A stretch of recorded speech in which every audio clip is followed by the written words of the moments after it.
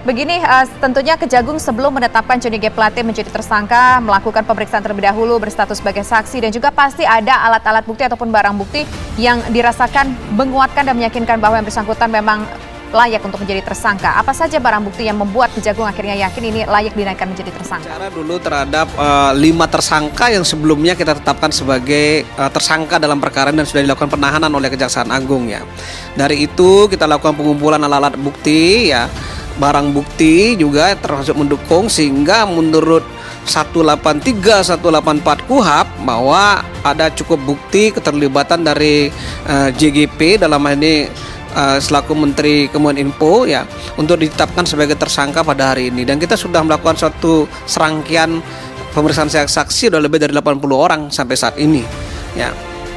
Kalau seperti itu, perannya Pak. seperti apa, Pak Ketut? Karena yang kami ingat sebelumnya Direktur Utama dari Bakti ini sudah jauh-jauh hari pada tahun 2021 sudah ditetapkan sebagai tersangka. Posisi Johnny G. Plate ini di mana perannya, Pak? Ini untuk Direktur Utama ya yang berinisial AAL ya itu kita tetapkan tersangka Januari 2023 ya. Mengenai peran yang kita sampaikan sebelumnya, sampaikan oleh Pak Dardik ya, bahwa perannya adalah selaku Kominfo dan pengguna anggaran. Perannya. Jadi mengenai bagaimana yang modus operandi yang dilakukan oleh Pak JGP tentu tidak bisa kami ungkapkan secara gamblang di dalam publik karena ini adalah masih proses penyidikan ya. Nanti akan proses persidangan kita akan sampaikan seluruhnya apa yang menjadi peran beliau selaku tersangka dalam perkara ini seperti itu. Mau membangun 4.800 tiang. Nah, tiang itu dijajah dengan satelit oleh BPKP. Nah, ditemukan hanya ada 985, itu pun semua yang dijadikan sampel tidak ada, hanya barang-barang mentah mati gitu yang tidak ada gerakan sinyal yang bisa dioperasikan. Artinya mangkrak ya Pak? Mangkrak dan belum ada barangnya, yang ada pun mangkrak gitu. Nah oleh sebab itu kemudian semula dihitung kerugian oleh kejaksaan itu sekitar 1, sekian triliun, tapi kemudian BPKP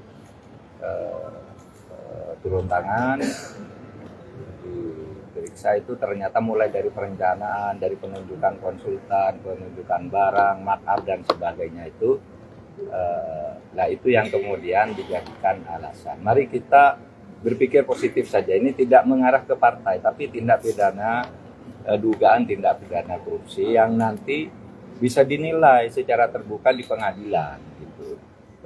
Saya sudah pastikan Kejaksaan Agung ini ada politiknya enggak. Justru saya bilang ya sudah, kalau memang 2 alat bukti terpenuhi ya ditingkatkan menjadi status tersangka. Karena kalau sudah memenuhi syarat kok tidak diangkat dengan alasan kondusivitas politik, maka itu salah. Hukum itu tidak boleh tergantung pada kondusivitas politik. Nanti buktikan aja secepatnya di pengadilan.